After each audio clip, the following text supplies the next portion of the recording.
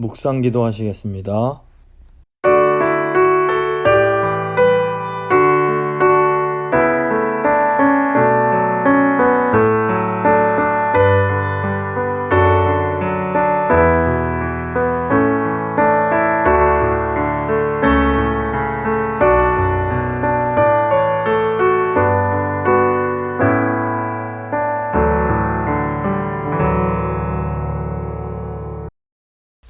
사도신경 고백합니다.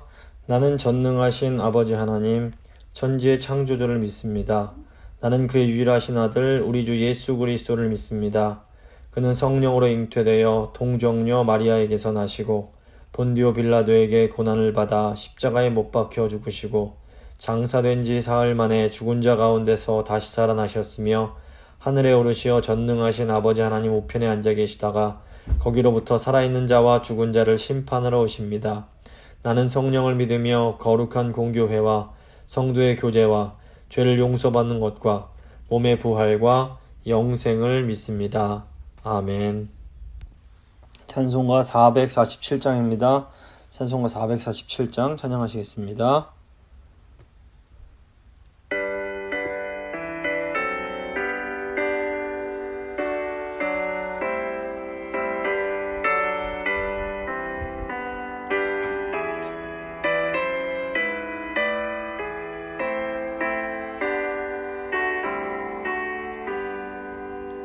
이 세상 끝날까지 주 섬겨 살리니 내 친구 되신 주여 늘 함께 하소서.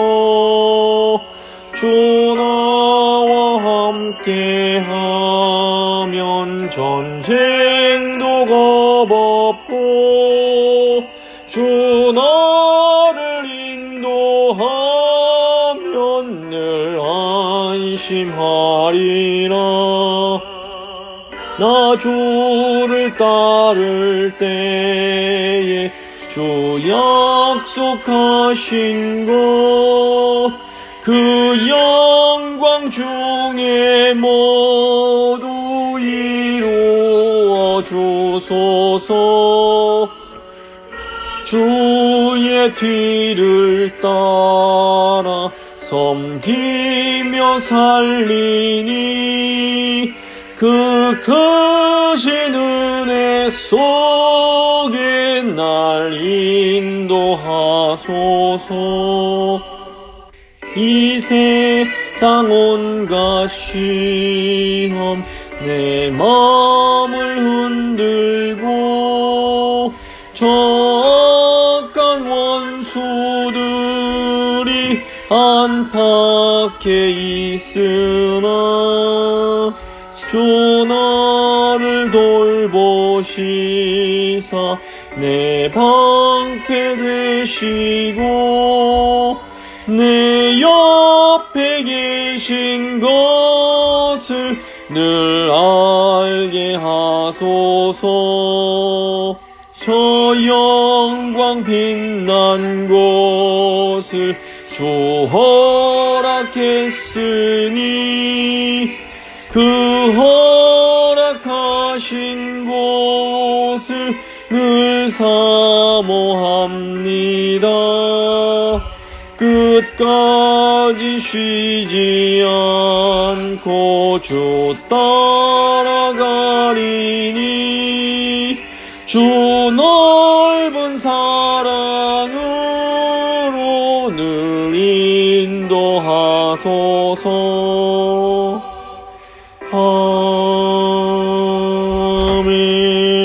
아멘.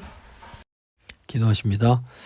하나님 감사합니다. 오늘 이 3일 맞아서 또 욥기의 말씀을 통해서 저희를 깨우쳐 주시고 저희로 하여금 하나님을 또 이 세상 가운데 오신 예수 그리스도를 믿고 의지할 수 있게 하신 것 감사합니다. 오늘 말씀 통해서 하나님의 그 크심을 다시 한번 기억하게 하시고 저의 자금과 저의 부족함을 알게 하시고 온전히 주님만 의지할 수 있는 그런 복된 시간 될 수 있도록 주여 저희를 붙들어 주시옵소서. 감사드리며 예수 그리스도의 이름으로 기도드립니다. 아멘. 오늘 주신 하나님 말씀은 욥기 39장 26절부터 30절까지 말씀입니다. 39장 26절로 30절 말씀 제가 봉독해 드립니다.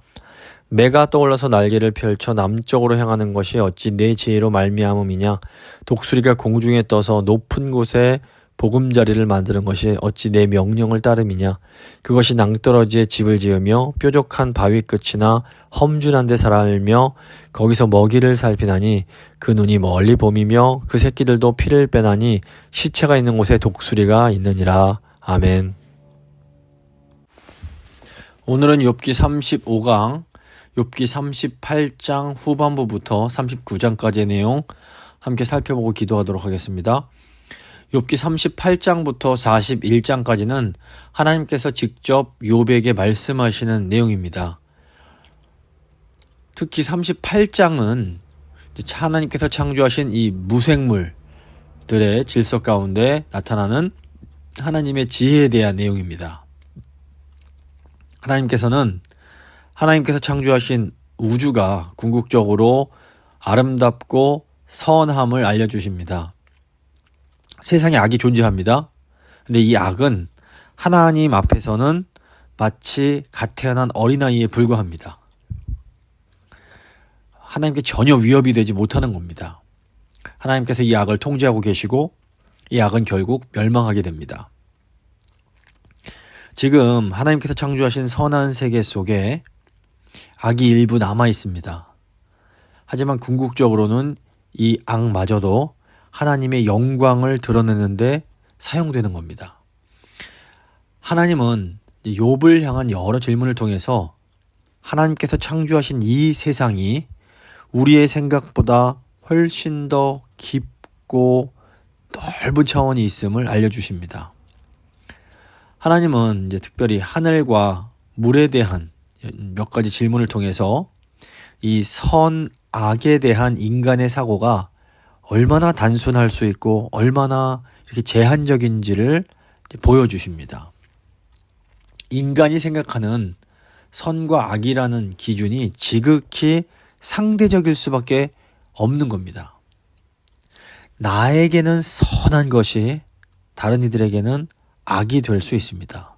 또 나에겐 너무 악한 것인데 다른 이에게는 선이 될 수도 있는 겁니다.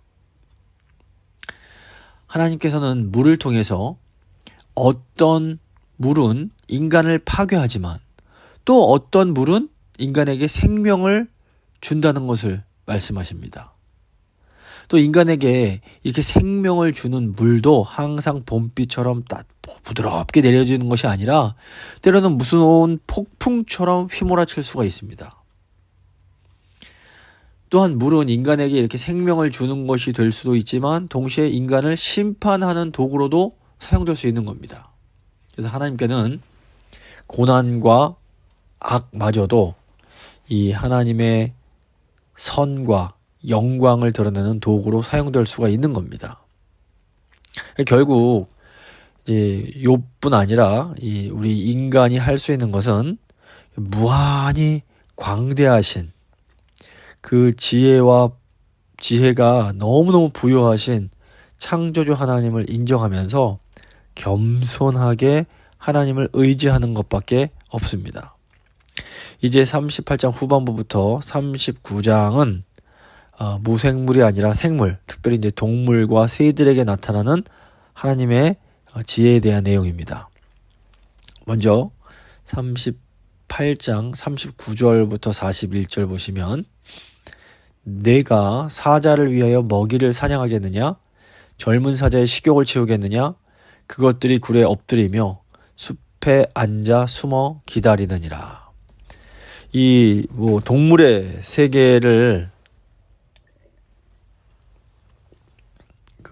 방영하는 그런 프로그램들을 보면 굶주린 사자가 사냥을 하는 장면이 나옵니다.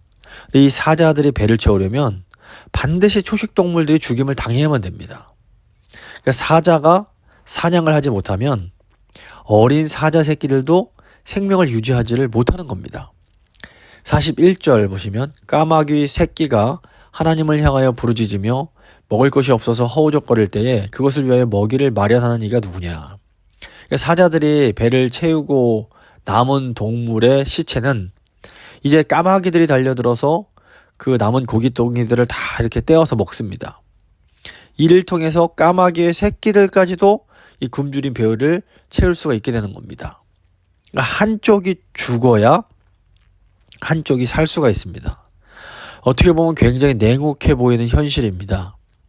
하지만 하나님께서는 욥을 향해서 바로 당신이 사자를 위해 먹이를 사냥하게 하고 새끼 사자들의 식욕을 채워주는 분이시며 또한 심지어 까마귀 새끼들에게 생존에 필요한 먹이를 공급해 주시는 분임을 말씀하십니다. 시편 147편도 똑같은 내용이 나옵니다. 시편 147편 9절 보시면 들짐승과 우는 까마귀 새끼에게 먹을 것을 주시는도다. 그러니까 푸른 초원에서 뛰놀던 가젤이 사자에게 잡혀서 찢기는 것이 굶주린 까마귀 새끼들의 부르짖음에 대한 하나님의 응답일 수가 있는 겁니다. 그러니까 우리 보기에는 너무 끔찍해 보이는 일이 또 어떤 생명의 입장에서는 반드시 일어나야만 되는 일일 수가 있는 겁니다. 시편 104편에서도 비슷한 내용이 나옵니다. 시편 104편 21절 보시면 젊은 사자들은 그들의 먹이를 쫓아 부르짖으며 그들의 먹이를 하나님께 구하다가, 그러니까 우리가 기억해야 될 것은 세상에서 일어나는 모든 일들이 하나님께서 주관하고 계시는 일들이라는 겁니다. 우리는 우리 눈앞에서 발생하는 일에 대해 그에 담긴 의미를 다 파악할 수 없습니다. 그러니까 우리가 보기에는 어떤 일이 너무 슬프고 너무 안타깝고 또 때로 너무 화가 날 수 있습니다. 그런데 우리가 이렇게 좋지 않게 보는 바로 이런 일들을 통해서 다른 생명들이 살아날 수가 있는 겁니다. 이게 이제 그렇기 때문에 뭐 그런 슬프고 안타까운 일들이 반드시 일어나야 된다, 그런 일들이 일어나도 괜찮다, 이런 의미가 절대로 아닙니다. 우리는 우리 이제 입장에서 최선을 다해서 슬프고 아픈 일들이 일어나지 않도록 최선을 다해야 됩니다. 하지만 우리의 마음과 다르게, 우리의 의도와 다르게 어떤 고통스럽고 슬픈 일, 우리가 정말 감당하기 힘든 일이 일어났을 때에도 우리는 바로 우리가 이해할 수 없는 그 일을 통해서 하나님께서 새로운 생명을 일으키실 수 있다라는 것을 기억할 필요가 있는 겁니다. 그러니까 슬프고 아픈 일이 일어났을 때 우리는 함께 그런 아픈 일을 당한 사람들과 함께 아파하고 그 아픔에 공감하고 함께 울어줄 수 있어야 됩니다. 하지만 이 슬픔 때문에 하나님으로부터 등을 돌려서 떠나거나 하나님으로부터 멀어져서는 안 되는 겁니다. 물론 너무 힘들고 슬프면 시편 기자들처럼 하나님을 향해서 하나님, 저에게 왜 우리에게 이런 일을 하실 수가 있습니까? 이렇게 따지고 막 탄식하고 분노할 수 있습니다.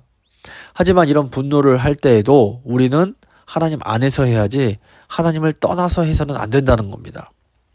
그러니까 우리는 지금 당장은 이해가 되지 않을지라도 결국에는 모든 것을 합력하여 선을 이루어내실 하나님을 신뢰하면서 이런 우리가 눈으로 직면하고 있는 많은 어려움들, 슬픔들, 고통과 이런 분노들을 가지고 계속해서 하나님 앞으로 나아가야 됩니다. 이제 39장 1절부터 4절을 보시면 산 염소가 새끼 치는 때를 내가 아느냐? 암사슴이 새끼 낳는 것을 내가 본 적이 있느냐? 그것이 몇 달 만에 만삭되는지 아느냐? 그 낳을 때를 아느냐? 그러니까 하나님께서 지금 어떤 특별한 때, 특별한 순간을 말씀하십니다. 특별히 욥에게 겁이 많고 사람을 피하는 이 산 염소가 이 생명이 시작되는 때를 아느냐? 암사슴이 몇 달 만에 만삭되는지를 아느냐? 뭐 이런 것을 물으십니다. 3절과 4절 보시면 그것들은 몸을 구부리고 새끼를 낳으니 그 괴로움이 지나가고 그 새끼는 강하여져서 빈들에서 크다가 나간 후에는 다시 돌아오지 아니하느니라. 여러 달을 기다리면서 이 고통스러운 이 출산이라는 위기를 겪은 후에 마침내 이 새 생명이 태어나는 기쁨을 맛보는 그런 또 순간이 있습니다. 그런데 또 이 출산의 때가 지나고 나면 그 어린 생명이 강하게 자라서 결국 어미품을 떠나 야생으로 나가는, 그래서 야생에서 하나님의 보살핌을 받게 되는 그런 순간이 또 찾아오는 겁니다. 그러니까 환난 때를 주시는 하나님께서 출산과 생명의 때도 주시는 겁니다. 전도자가 말한 것처럼 범사의 기한이 있고 천하 만사가 다 때가 있나니 날 때가 있고 죽을 때가 있는 겁니다. 그러니까 욥이 그 앞에서 계속해서 표현했던 것 중 하나가 뭐냐면 하나님이 시간을 잘 다루지 못하신다, 뭐 이런 내용이었습니다. 그러니까 욥의 갈망이 뭐였냐면 자신이 하나님께 의롭다고 인정받는, 그것이 이제 욥의 어떻게 보면 갈망이었습니다. 근데 욥이 보기에는 하나님께 인정받을 시간 같은 게 절대로 오지 않을 것 같아 보이는 겁니다. 그래서 욥은 하나님이 정말로 정의로우신 시간의 주인이시라면 나에게 이런 시간을 보내게 하지 않으실 텐데, 이렇게 탄식을 했던 겁니다. 그런데 하나님께서는 이 욥의 이 탄원에 대해서 그렇지 않다, 내가 시간의 의로운 주인이다, 대답해 주시는 겁니다. 하나님은 산염소가 새끼 치는 때를 이렇게 머리로만 아시는 분이 아니라 그 직접 보살펴 주시는 분입니다. 암사슴이 새끼 나와서 막 그렇게 하는 그런 시간을 멀리 떨어져서 그냥 바라만 보는 분이 아니라 그 모든 과정을 사랑으로 지켜보시면서 보살펴 주시는 분이라는 겁니다. 하나님은 암사슴이 몇 달 만에 만삭되는지 아실 뿐 아니라 사랑으로 그 과정을 지켜보십니다. 그리고 겁 많고 사람을 피하는 산짐승들은 하나님의 그런 따뜻한 보살핌을 받게 됩니다. 그러니까 이 모든 생명체들이 그 생명체들의 이 땅에서의 시간은 하나님의 손에 들어있는 겁니다. 온 우주의 시간과 우주 안에 있는 모든 생명체들의 시간을 주관하시는 하나님께서 바로 우리의 시간도 주관하고 계십니다. 이 시간에 있어 핵심이 무엇인가 하면 바로 기다림입니다. 그러니까 아이를 낳기를 바라는 부모들은 잉태 순간을 오랫동안 기다립니다. 어떤 분들은 뭐 금방 임신이 되기도 하지만 어떤 분들은 5년, 10년, 15년, 20년 아주 오랜 세월을 기다려서 이 아이를 잉태하기도 합니다. 근데 이제 이렇게 잉태가 돼서 임신이 된 후에도 또 어머니는 출산까지 시간을 또 기다려야 됩니다. 임신과 분만에서 오는 또 어려움과 아픔이 있지만 결국 마지막에는 생명의 기쁨이 있는 겁니다. 그런데 이렇게 생명의 기쁨이 있은 후에 또 시간이 지나고 나면 그 사랑하는 이 자녀들이 또 부모 곁을 떠나 하나님 저 세상으로 나가서 하나님의 돌봄을 받는 또 그런 때가 올 수도 있는 겁니다. 그러니까 이 어떤 의미에서 새 생명을 낳고자 하는 이런 영적인 이런 그런 성도들의 분투는 이렇게 눈에 보이는 어떤 생명들이 잉태되고 낳고 자라고 뭐 이런 것보다 더 어렵고 치열할 수 있습니다. 겁 많은 생명체들이 생명을 기다리는 이 시간의 어떤 리듬 같은 것들이 이 영적 생명에도 적용이 됩니다. 지금은 미움과 악이 승리하는 것 같은 그런 시간을 우리가 보내고 있을 수 있습니다. 하지만 언젠가 또 새 생명의 영광스러운 승리의 아침이 올 수가 있는 겁니다. 그래서 욥은 물론이고 우리도 이 시간의 의로운 주인이신 하나님께 그러니까 이 우리에게 주어진 시간과 이 모든 것을 맡기는 것을 좀 배울 필요가 있는 겁니다. 이제 39장 5절에서 8절 보시면 누가 들나귀를 놓아 자유롭게 하겠느냐? 누가 빠른 나귀에 매인 것을 풀었느냐? 내가 들을 그것의 집으로 소금 땅을 그것이 사는 처소로 삼았느니라. 지금 이제 들나귀는 자유롭고 그 매어 있던 것들이 풀렸고 아주 저렇게 빨리 달릴 수 있습니다. 근데 들나귀는 그 들 또는 소금 땅이라고 불리는 곳을 자신들의 거처로 선택합니다. 이 소금 땅은 이 남쪽 그 아카바 망까지 이어지는 사해 남쪽의 죽은 땅을 의미합니다. 7절과 8절입니다. 들나귀는 성읍에서 짓거리는 소리를 비웃나니 나귀 치는 사람이 지르는 소리는 그에게 들리지 아니하며 초장 언덕으로 두루 다니며 여러 가지 풀을 찾느니라. 지금 이것은 이 야생의 들나귀가 왁자지껄한 도심에서 주인들의 채찍을 맞으며 끌려다니는 길들여진 불쌍한 이런 나귀들을 비웃는 장면이라고 볼 수 있습니다. 들나귀는 길들여진 나귀와는 달리 자유롭게 돌아다니고 먹이를 찾아서 여러 가지 푸른 풀을 이렇게 뜯어먹기 위해서 초장 언덕을 두루 다닌다고 말을 합니다. 야생의 들나귀에게는 어떤 이런 자유가 있습니다. 이 자유는 하나님이 주신 선물이라고도 볼 수 있습니다. 하나님께서 들나귀를 놓아 자유롭게 했고 메인 것을 푸셨다, 이렇게 말씀을 하는 겁니다. 들나귀는 자유롭고 야생적입니다. 하지만 매우 황량한 죽음의 땅, 이 소금 땅에서 살아갑니다. 여기에 역설적인 면이 있습니다. 들나귀에게는 놀라운 자유가 있지만 이 자유를 누리려면 죽음의 땅에서 어떤 의미에서 외로움과 이 생존과 싸움을 해야 되는 겁니다. 자유를 누리려면 자신을 묶고 있던 것들을 풀고 광야로 나아가야 됩니다. 그런데 광야는 죽음의 땅과 같아서 생존이 굉장히 어렵습니다. 스스로 초장 언덕으로 다니면서 여러 가지 풀을 찾아야만 됩니다. 하지만 이 들나귀의 선택, 자유, 생존은 하나님의 모든 생명을 절대적인 섭리로 다스리신다는 것을, 이 귀한 사실을 어떻게 훼손시킬 수가 없는 겁니다.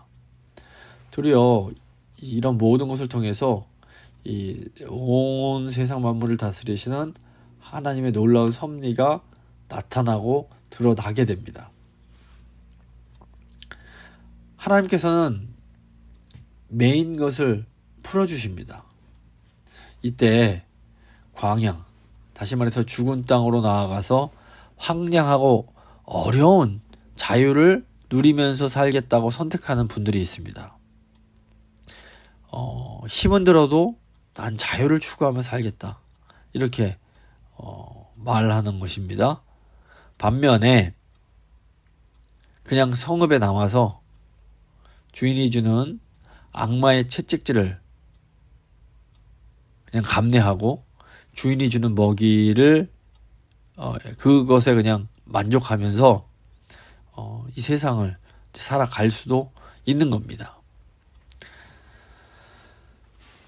이제 39장 9절에서 12절 보시면, 들소가 어찌 기꺼이 너를 위하여 일하겠으며 내 외양간에 머물겠느냐. 들소는 두 뿔 달린 짐승으로 아주 힘이 넘치는 동물을 상징합니다. 시편 22편에서 다윗은 들소의 뿔에서 구원받는 것과 사자의 입에서 구원받는 것을 나란히 놓고 말을 합니다. 그만큼 이제 들소가 강한 겁니다. 시편 22편 21절 보시면, 나를 사자의 입에서 구하소서, 주께서 내게 응답하시고 들소의 뿔에서 구원하셨나이다. 또 발람은 하나님께서 이스라엘을 위해서 어떻게 그 큰 압도적인 힘으로 싸우셨나를 표현하기 위해서 그 힘이 들소와 같다, 이런 고백을 하기도 합니다. 민수기 23장 22절입니다. 하나님이 그들을 애굽에서 인도하여 내셨으니 그의 힘이 들소와 같도다. 이 들소는 어마어마하게 힘이 센 그런 이제 생명체를 의미합니다. 근데 하나님께서 이 농부라고 할 수 있는 이 욥에게 네가 들판에 나가서 저 강한 들소 한번 길들여보라, 말씀하십니다. 10절부터 12절 보시면, 내가 능히 줄로 매어 들소가 이랑을 갈게 하겠느냐? 그것이 어찌 골짜기에서 너를 따라 썰애를 끌겠느냐? 그것이 힘이 세다고 내가 그것을 의지하겠느냐? 내 수고를 그것에게 맡기겠느냐? 그것이 내 곡식을 집으로 실어오며 내 타작마당에 곡식 모으기를 그것에 의탁하겠느냐? 욥은 이렇게 그 야생의 들소, 강한 들소를 길들이는 것이 마치 자살 행위와 같다는 것을 알고 있습니다. 어떤 농부도 사나운 들짐승을 길들이려고 할 만큼 어리석지는 못한 겁니다. 하나님께서 지금 욥에게 하시는 말씀의 의미가 뭡니까? 저 바깥에 농장 밖에서 내가 제어하지 못하는 거친 놈들이 있고 그들 중에 몇 놈은 매우 위험할 수 있다라는 겁니다. 힘센 들소에게 이 멍에를 씌워서 농사일을 시킬 수 있다면 그건 정말로 큰 도움이 될 겁니다. 하지만 그러기 위해서는 정말 놀라운 어떤 인간의 그런 인간 수준의 차원을 넘어서는 놀라운 지혜와 지략이 필요합니다. 근데 이런 지략은 오직 하나님께만 있다고 볼 수 있습니다. 그렇기 때문에 우리는 거칠고 위험하며 힘센 들소를 복종시켜서 자신의 목적에 맞게 사용하실 수 있는 이 하나님의 그 지혜 앞에 조용히 겸손하게 엎드릴 필요가 있는 겁니다. 이제 39장 13절부터 18절 내용 보시면 13절입니다. 타조는 즐거이 날개를 치나 학의 깃털과 날개 같겠느냐. 그것이 알을 땅에 버려두어 흙에서 더워지게 하고 발에 깨어질 것이나 들짐승에게 밟힐 것을 생각하지 아니하고 그 새끼에게 모질게 대함이 제 새끼가 아닌 것처럼 하여 그 고생한 것이 헛되게 될지라도 두려워하지 아니하나니. 타조는 날개는 있지만 날지는 못합니다.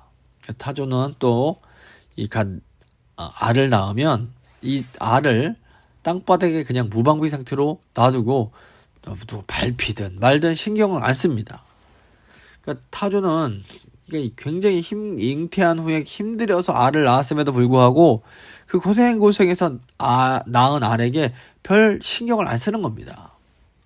실제로 이 타조에게는 이런 어리석어 보이는 그런 습성이 있습니다. 타조가 이렇게 어리석은 것은 하나님께서 주권적으로 타조에게 지혜를 베풀지 아니하셨고 어떻게 보면 타조에게 어떤 기본적인 그런 상식을 주지 않으셨기 때문입니다. 17절 18절 보시면 이는 하나님이 지혜를 베풀지 아니하셨고 총명을 주지 아니함이라. 그러나 그것이 몸을 떨쳐 뛰어나갈 때에는 말과 그 위에 탄 자를 우습게 여기느니라. 이게 무슨 말입니까? 하나님께서 굉장히 어리석게 창조하신 피조물이 있습니다. 바로 이게 타조인 겁니다. 날개가 있는데 날지도 못하고 알을 낳아도 돌보지를 않습니다. 그런데 여기 아주 역설적인 모습이 또 있습니다. 타조는 날개가 있어도 날지 못하지만 대신에 말보다도 더 빨리 달 수 있습니다. 지금 말과 그 탄자를 우습게 여긴다라는 것이 말보다 더 빠름을 의미합니다. 하나님은 엄청나게 빠르지만 이상하게도 전혀 상식이 없는 그런 생명체를 만드셨습니다. 타조는 도저히 이해할 수 없는 이 세상의 어떤 모순적으로 보이기도 하고 역설적으로 보이는 그런 상황을 상징합니다. 정말로 성격이 너무 괴팍하고 다른 일 할 수 있는 건 아무것도 없는데 특별히 한 분야에 아주 놀라운 그런 재능이 있어서 그 재능으로 세상에 많은 사람들을 이렇게 도와주는 그런 역할을 하는 사람들이 있습니다.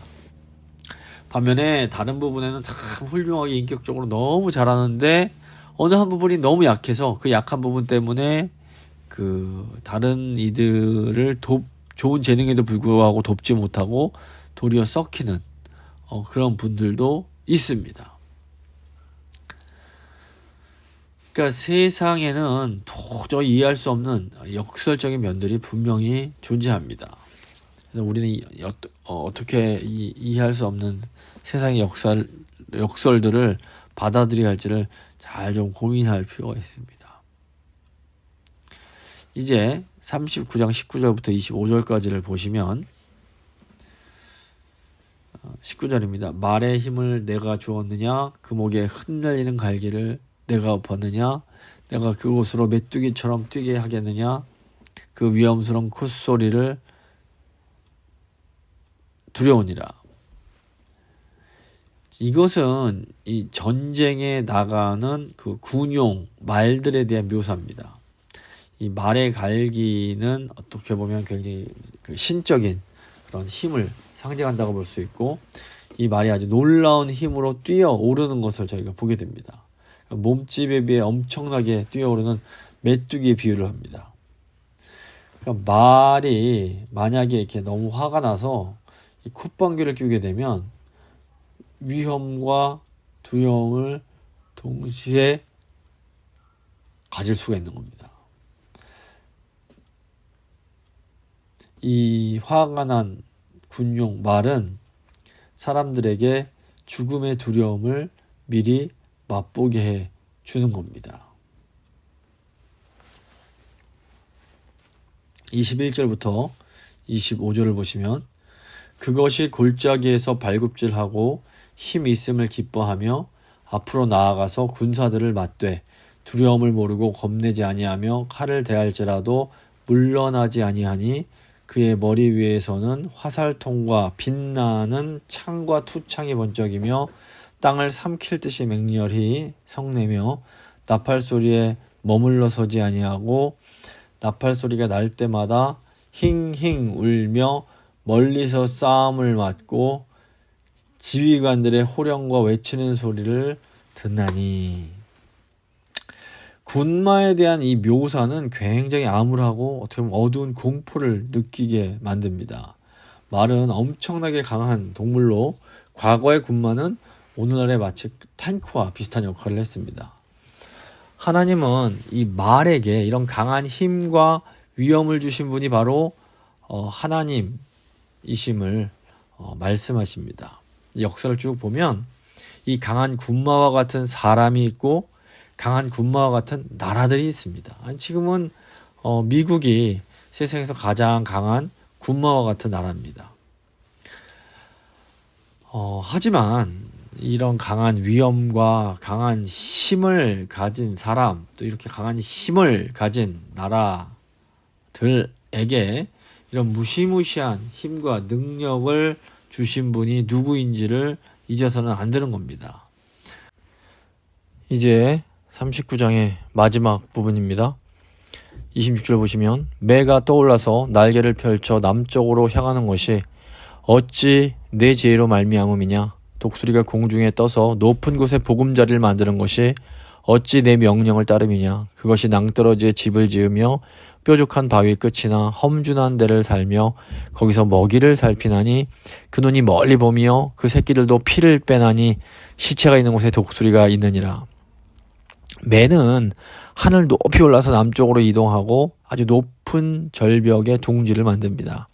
독수리는 수백 미터 상공의 높이에서 예리한 눈으로 저 땅에 있는 부성한 들판에 숨은 들쥐까지 찾아냅니다. 그리고 먹이를 발견하면 쏜살같이 내려와서 먹이를 낚아채서 둥지로 돌아가서 그것을 갈기갈기 찢어서 새끼에게 먹입니다. 근데 이런 모든 일들이 하나님의 명령으로 일어난다라는 겁니다. 이것은 하나님은 뭐 착하고 좋기만 한 분으로 생각하는 이런 현대인들의 생각에 큰 충격을 줍니다. 더군다나 이 매나 독수리는 그 용맹스러운 모습 때문에 종종 제국을 상징하기도 합니다.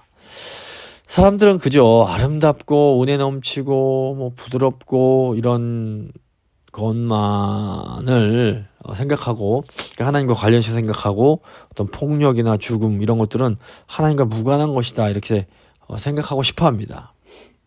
하지만 하나님은 이 우주에는 실제로 죽음, 폭력, 이 포식자들, 위험, 공포가 어마어마하게 많이 존재한다 이렇게 말씀하십니다. 이 세상에서는 죽음과 생명이 공존을 합니다. 죽음은 떼어놓고 생명만 생각하는 것은 사실 우리가 경험하는 현실과 다릅니다.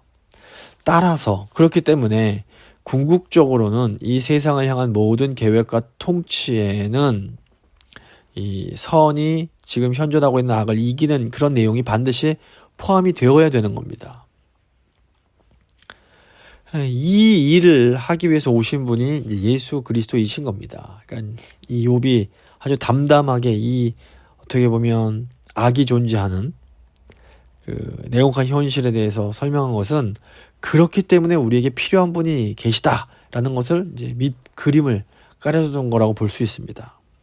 우리는 분명히 이 세상에 존재하는 악과 고통과 죽음을 인정하고 받아들여야 합니다. 하지만 우리는 예수 그리스도의 안에 담긴 하나님의 사랑과 또 하나님의 약속을 믿기에 하나님의 궁극적인 그런 선을 믿고 소망하기에 절망하거나 낙심하지 않을 수 있는 겁니다. 말씀을 좀 마무리 지어 보도록 하겠습니다. 하나님께서 말씀하시는 이 생명체들은 야생의 세계를 상징합니다. 인간에게 길들여지고 인간의 지배를 받는 어떤 그런 세상이 있고 그 인간의 지배받는 질서 바깥에 있는 세상이 있습니다. 그러니까 욥기에 나오는 동물들은 길들여지지 않은, 어떻게 보면 인간의 통제를 받지 않는 그런 짐승과 새를 대표합니다. 근데 이런 동물들이 인간의 보살핌과 통제 밖에 있는데 간혹가다 이런 야생의 세계가 인간의 세계를 뚫고 들어올 때가 있습니다. 이것은 어둠의 세계의 무질서와 혼돈이 질서를 이루고 있는 우리 세계에 침입해 들어와서 우리의 계획과 희망을 갈기갈기 찢어버리는 것을 이제 상징한다고 볼 수 있습니다. 근데 이런 일들이 종종 일어납니다. 욥의 삶에도 이런 일이 일어난 겁니다. 하나님은 또한 생명과 죽음에 대해서 말씀하십니다. 모든 생물은 태어남과 생명을 지키는 한쪽, 생명과 관련된 쪽과 또 반대로 죽음과 썩음이라는 이 반대쪽 그 극단 그 사이에서 살아가게 됩니다. 사자 새끼든지 까마귀 새끼든지 염소 새끼든지 약하고 자신을 지킬 수 없는 그런 이제 새끼들이 오늘 많이 말씀 가운데 나오는데, 이런 이 새끼의 생명이야말로 이 두 가지 극단에 살아가고 있는 이런 생명체의 모습을 아주 잘 보여줍니다. 근데 중요한 것은 하나님께서 이 모든 생명들 가운데 이 하나님의 그런 다스림과 주권과 또 이 하나님의 그런 섭리가 있음을 분명히 말씀하고 계십니다. 그리고 이 세상의 전부가 아니라 이 악과 선, 생명과 죽음이 공존하는 이 세상 가운데 그 절대적인 선이신 하나님께서 직접 이 세상 가운데 들어오신 겁니다. 그러므로 또 우리 어린 양이신 예수님께서, 약한 어린 양이신 예수님께서 죽음을 통해서 이 생명을 일으키십니다. 그래서 사자와 같은 모습으로 부활하셔서 이 약함으로 강함을 이기시고 죽음으로 생명을 얻어내신 그런 것을 우리에게 보여줍니다. 그래서 제가 욥기가 사실 쉽지 않은 책인데 이 욥기의 그런 를 통해서 욥기 우주 만물, 살아있는 생물들, 또 살아있지 않은 무생물들 통해서 나타나는 하나님의 지혜를 통해서 저희가 더욱더 예수님을 이제 소망할 수 있게 됩니다. 이 시간 한번 기도하실 때, 하나님, 저희가 크신 하나님을 생각하면서 겸손하게 눈에 보이는 것에 일희일비하는 것이 아니라 살아계신 하나님, 모든 것을 주관하고 계신 하나님을 의지하는 예수 그리스도의 그런 사랑을 의지하는 저희가 될 수 있도록 주님 도와주십시오. 한번 간절히 기도하도록 하겠습니다.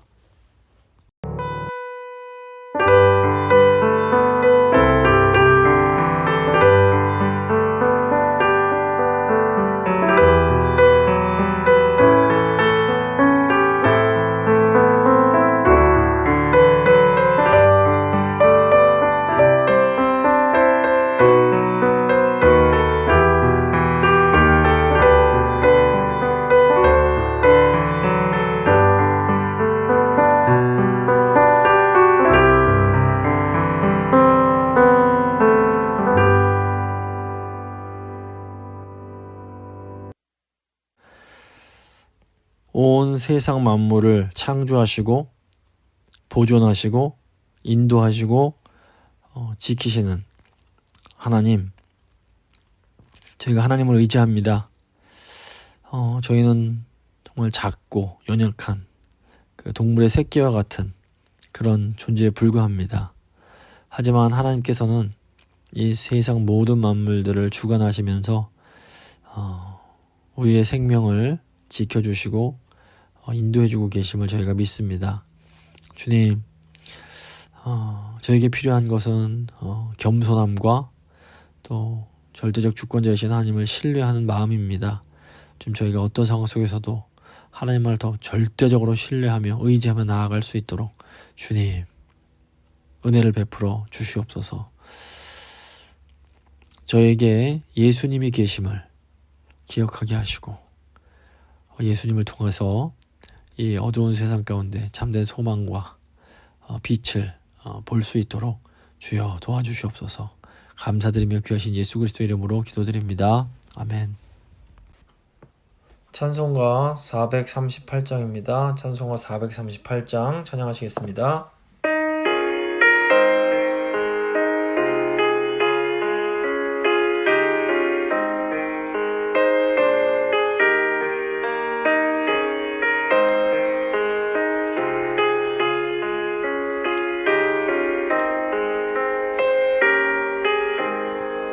내 영혼이 은총 입어 중한 죄짐 얻고 보니 슬픔 많은 이 세상도 천국으로 가도다. 할렐루야 찬양하세. 내 모든 죄 사함 받고 주 예수와 동행하니 그 어디나 하늘나라. 주의 얼굴 뵙기 전에 멀리 뵈던 하늘나라. 내 맘속에 이루어지니 날로 가깝도다. 할렐루야 찬양하세. 내 모든 죄 사함 받고 주 예수와 동행하니 그 어디나 하늘나라. 높은 산이 거친 들이 초막이나 궁궐이나 내 주 예수 모신 곳이 그 어디나 하늘나라.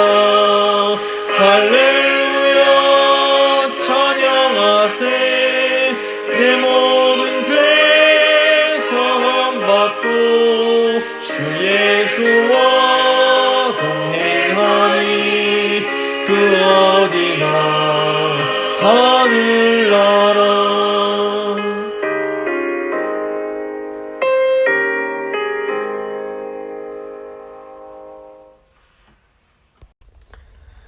주님 가르쳐주신 기도로 예배 마치도록 하겠습니다.